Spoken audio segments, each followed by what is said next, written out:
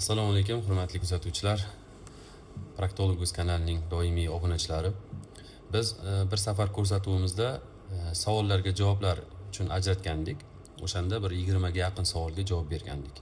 Bugun ham siz tomonidan kelgan bir qator savollarga javoblar bermoqchimiz. Ancha savollar yig'ilib qoldi. Bular ancha qiziq savollar ham bor. Men o'zim kompyuterimda saralab oldim. Savollarni umumiy proktologiyaga oid savollar, ya'ni gemoroy haqida, trishina haqida, operatsiyalar haqida, svish, parapraktit haqida umumiy savollar berilgan. Qiziqarli savollar ham bor. Men o'ylaymanki, videoni oxirigacha ko'rsangiz siz uchun balki siz javobini qidirayotgan savol ham bu orada bo'lishi mumkin. Birinchi savol shundan iboratki, orqadan tugun chiqib qoldi. Bu gemoroymi yoki boshqa kasallikmi deb savol berishibdi. Bir narsani to'g'ri tushunish kerak. Orqadan chiqib qolgan har qanaqa narsa bu gemoroy hisoblanmaydi. Ko'pchiligimiz tan olishimiz kerak, orqada faqat gemoroy kasalligi bor deb o'ylab qolganmiz. Nima bo'lsa, og'irsa ham gemoroyim og'irdi, qonasa ham gemoroyim qonadi, orqada bir shishga chiqib qolsa ham bu gemoroyim deb ko'pchiligimiz tushunib qolganmiz. Aslida shu rostmi? Aslida rostdan faqat gemoroy bormi orqada? Yo'q, aslida unaqa emas. Aslida gemoroy bu proktologiya kasalliklarining bor yo'g'i 40% ni tashkil qiladi. 60% yana boshqa turdagi kasalliklar bor. 20 dan ortiq kasalliklar bor. Bu bo'lishi mumkin, orqadan chiqib qolgan narsa polip bo'lishi mumkin. Bu bo'lishi mumkin trishinani o'sha analniy bahromka deydi, o'sha yo'ldoshi bo'lishi mumkin. Bu bo'lishi mumkin fistula, ya'ni o'sha oqma bo'lishi mumkin.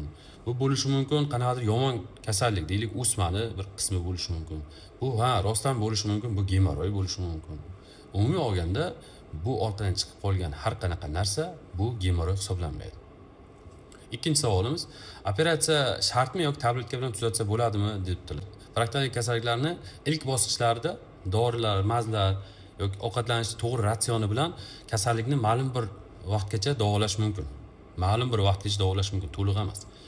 Asosan, masalan, gemoroy bo'ladigan bo'lsa 3-4 bosqichlarda, svish yoki parapraktit yoki trishinaning surunkali formalarida bu endi faqat yagona yo'li operatsiya. Buni boshqa usul bilan davolab bo'lmaydi. Keyingi savolim, lazerda operatsiya qildirsa og'rimaydimi deb so'rashgan ekan.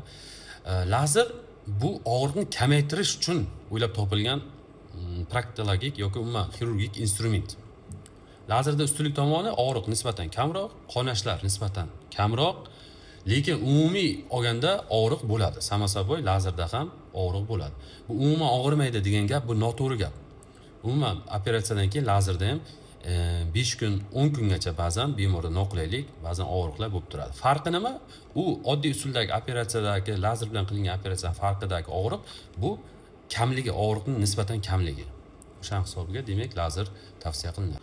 Keyingi savolimiz, operatsiya qancha vaqt davom etadi? Bu umumiy savol beribdi. Endi qaysi operatsiya haqida gapirayotganligingiz bizga noma'lum.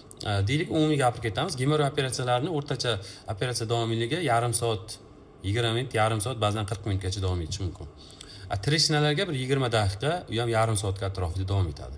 Svish sal murakkabroq operatsiya, endi murakkablik holati ba'zan yarim soatdan 1 soatgacha davom etishi mumkin. Parapraktitlar bir 10-15 daqiqalik ish, trombozlar esa 5-10 daqiqalik operatsiya, ya'ni qisqa operatsiya. Keyingi savolimiz, operatsiyadan keyin og'riq kuchli bo'ladi.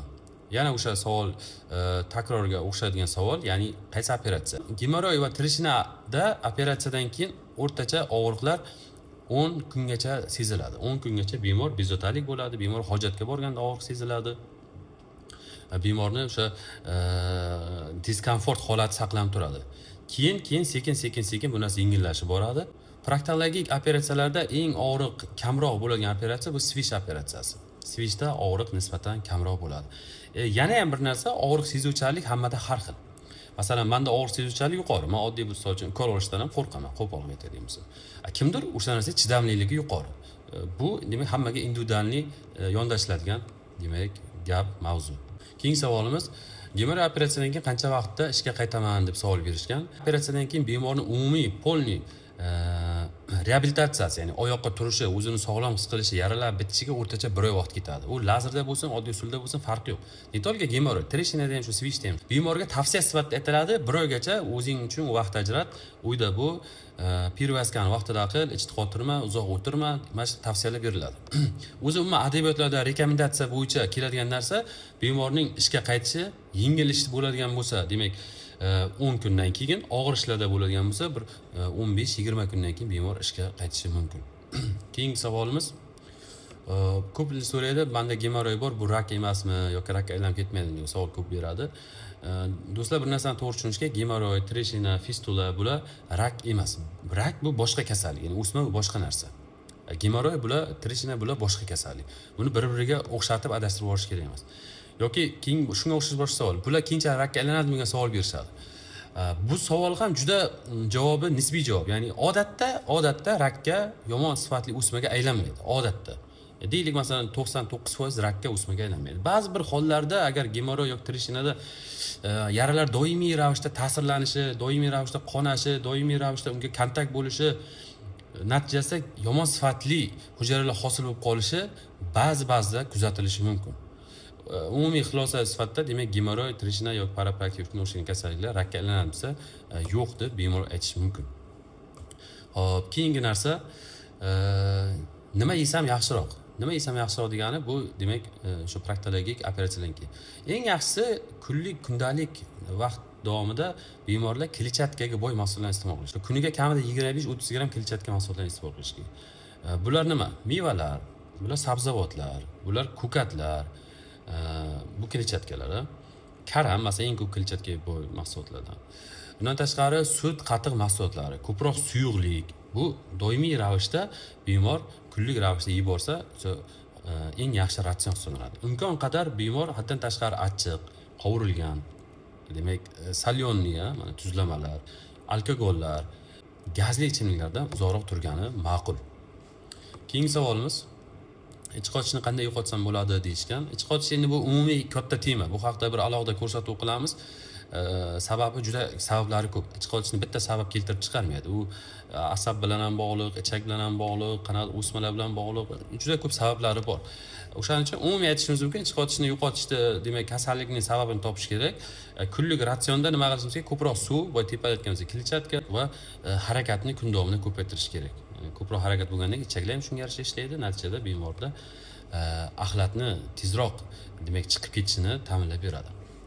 Xo'p, keyingi savolimiz, bu gemoroy kasalliklari demak bolalikdan rivojlanadimi yoki keyinchalik rivojlanadimi degan savol berishgan. Odatda ko'p hollarda keyinchalik paydo bo'ladi. Ya'ni bu shu ovqatlanish rejimi buzilishi, bemorning hayot tarzini demak keskin o'zgarishi, masalan, uzoq o'tirish, og'ir mehnat bilan shug'ullanish yoki ayollarda bo'lsa tug'ruq holati yoki kimdadir masalan hayot davomida ko'p iste'mol qiladi, spirtnoy, achchiq, gazli narsani ko'p iste'mol qilish natijasida rivojlanadi.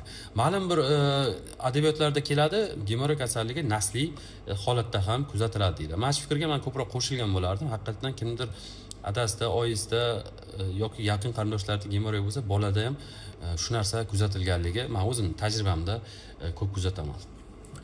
Xo'p, keyingi savol, gemoroy kasalligi, treshina, parapraktik kasalliklari bu xavfli kasallik emasmi, infeksiya emasmi? Ya'ni bolamga, yerimga o'tmaydimi deb savol berishgan ekan.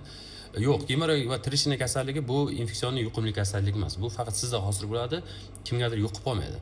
Parapraktik yoki switch kasalligi bu infeksion kasallik, lekin bu ham kontaktning yuqish holati yo'q. Ya'ni bemor kimlarni ko'rsa, kimlardir ovqatlansa, bu narsa yuqib qoladigan kasallik emas.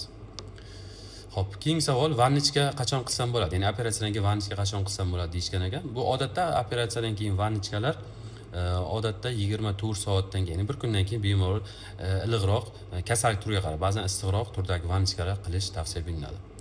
Sport yaxshi ko'radigan yozuvchilarimiz yozgan, sportga qachon qaytaman deb. Asosan yengil sport bilan 2 haftadan keyin, og'ir sport turlari bilan 4-6 haftadan keyin ruxsat beramiz bemorlar demak sport bilan shug'ullanishiga. Keyingi savol, homiladorlikda gemoroy bo'lish xavflimi? Gemoroy o'zi xavfli emas, lekin noqulaylik tug'diradi. Yana bir tomoni, homiladorlik payt gemoroy hosil qolsa, dori tanlashga qiynalamiz. Sababi har qanaqa dorini ishlatib bo'lmaydi. Endi bu vaqt faqat onani emas, bolani ham o'ylashimiz kerak, chunki bola bevosita onani qoni bilan oziqlanadi. Ona nima yesa, bolani demak organizmga o'sha narsa yetib boradi. O'sha dori ichsa bolaga ham boradi, o'sha svicha qo'ysa bolaga ham boradi. O'shaning uchun homiladorlik payti har qanaqa dorilarni ishlatib bo'lmaydi. Yaxshisi homiladorlikka tayyorlanish, gemoroy bo'lsa uni davolab, keyin homiladorlikni reja qilgan ma'qulroq. Ko'p savol berishadi, qaysi maz yaxshi gemoroy uchun?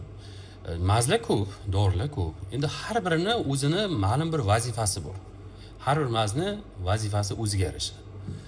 Uni tanlash bemorning simptomlari, shikoyatlariga qarab bo'ladi.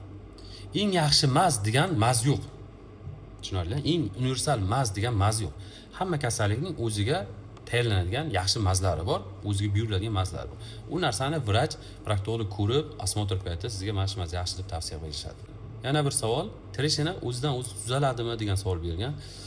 Qisqa javob beraman, agar trishina yangi holatda bo'lsa, ozgina dorilar bilan tuzatib yuborish mumkin.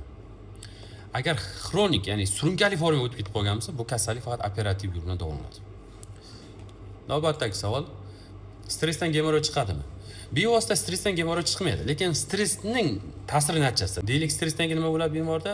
Ich qotish paydo bo'ladi. Bemorda o'sha qon bosimi o'ynashi natijada mana bemorda ich qotish va bemor hojatga borgan kuchanish va natijada gemoroy holati vujudga keladi. Ya'ni bevosita stress o'zi gemoroyga olib kelmaydi. Buni natijasida gemoroy hosil bo'lish ehtimolligi bor. Svishni u sharoitda davolashda bo'ladimi?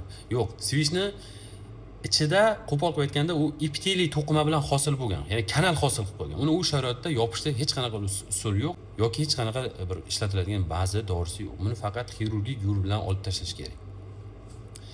Keyingi savol, antibiotik ichsam svish yo'qoladimi? Antibiotik bu faqat yallanishni pasaytiradi, vaspalinani pasaytiradi, lekin svishni to'liq yo'qotib yuborishga kuchi yetmaydi. Bu ham qisqa savolga javob.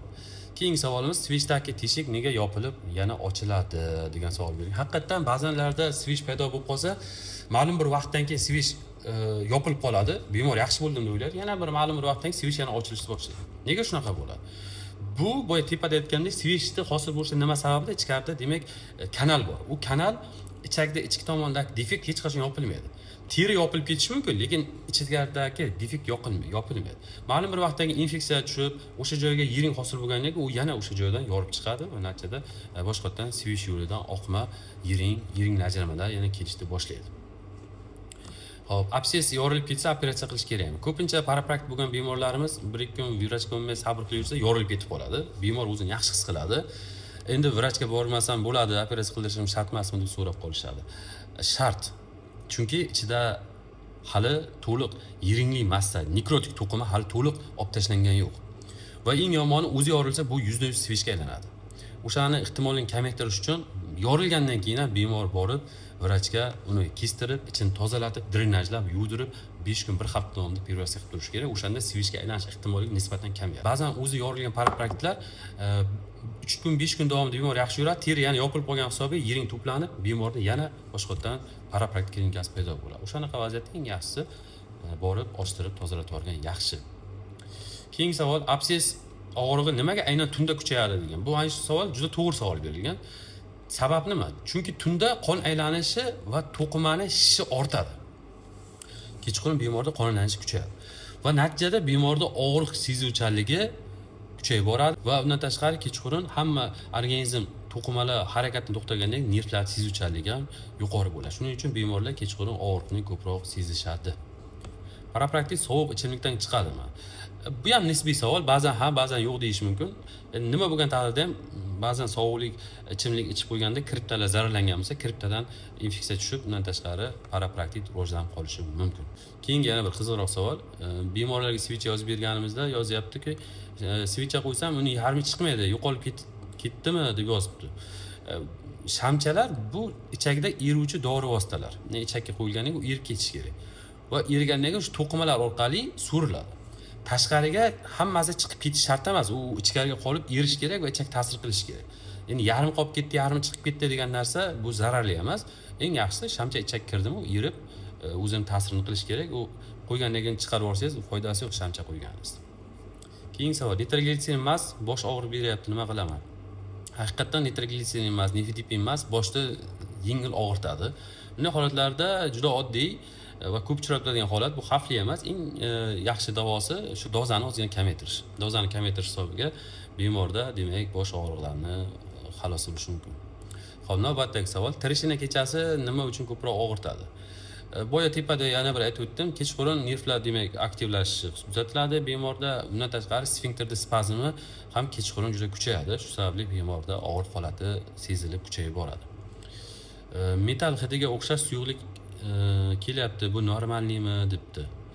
Ha, ba'zan sevish kasalliklarda demak suyuqlikda qon, yiring, fermentlar ajraladi. Shuning hisobiga kelayotgan suyuqlikning hidi metal hidi deb beradi. Bu ham qo'rqinchli emas, shu ajralayotgan suyuqlikka bog'liq bo'lgan holat. Keyingi savol, mask qo'ysam og'izda achchiqdan kelyapti. Ba'zi bir sevichchalar bor, bu ichakka qo'yilgandan keyin venozga reabsorsiya bo'lib, ichak orqali so'riladi. O'sha narsa yarim sintetik effekt beradi. Ya'ni bemor uchun o'sha ta'm o'zgarish holati seziladi. Bu qo'rqinchli emas, bu dorini tabiiy holati hisoblanadi. Hozircha kelgan savollar orasidan tanlab olganlarim shu. Yana qanaqadir savollar bo'ladigan bo'lsa, marhamat yozib qoldiringlar. Biz qisqa bu savollarga javoblar berib boramiz. Bizni kuzatishda davom eting. Izohlar bo'limida o'z fikrlaringizni qoldirishingiz mumkin. Hammaga sog'lik tilab qolamiz. Sog' bo'ling azizlar.